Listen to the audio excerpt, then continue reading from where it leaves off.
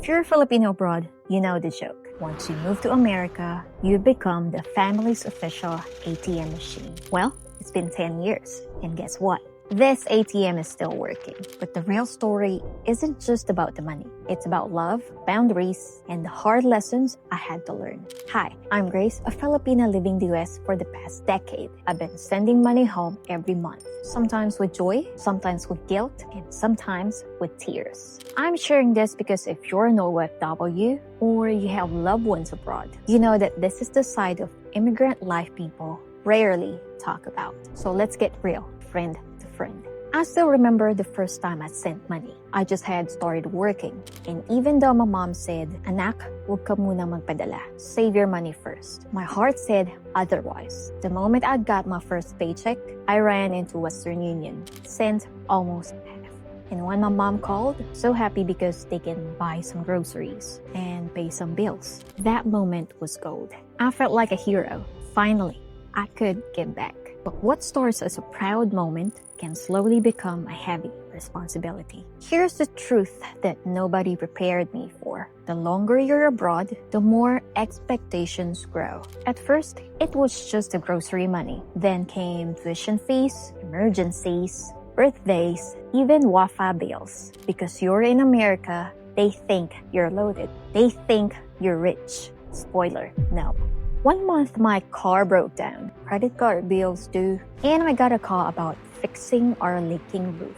Guess who still sent money? Me, with my credit card. And almost OFW I know has the same story. Giving when you don't really have. Because that's what we do. And just when I thought I could manage it, America threw another curveball. Guilt. The guilt when I couldn't send more. The guilt when I spend money on myself instead of sending it home. Sometimes I felt like I was living two lives. One here, building my dreams, and one there, funding every else's dreams. One of the hardest lessons I learned, if you don't set limits, you'll break. I had to practice saying, "Ma, I'll send this amount every month. Pero ito lang muna yung kaya ko."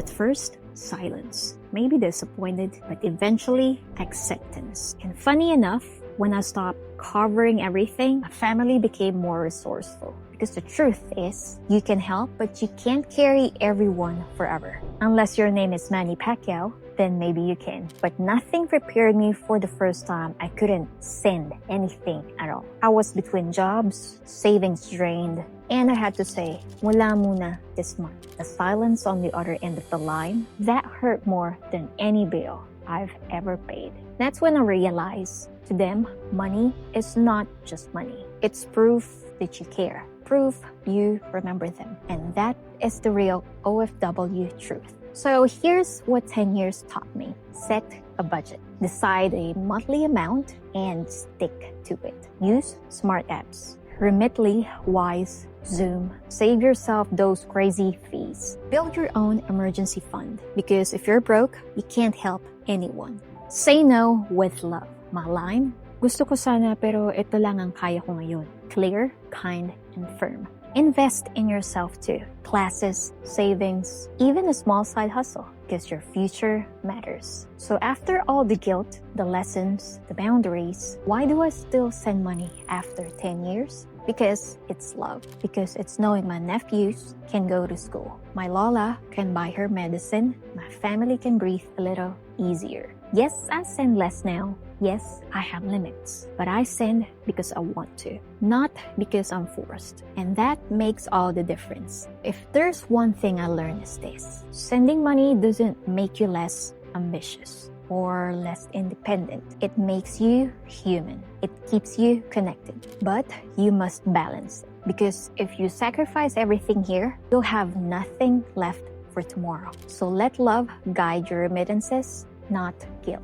Now, I want to hear from you. Are you an OFW or do you have a family abroad? How do you handle the pressure of sending money home? Do you think there should be limits? Share your story in the comments. Let's support each other because only we truly understand this. And if you find this video helpful, check out my other video or watch my playlist. Thank you for watching and remember, you're not alone in this journey. Ingat!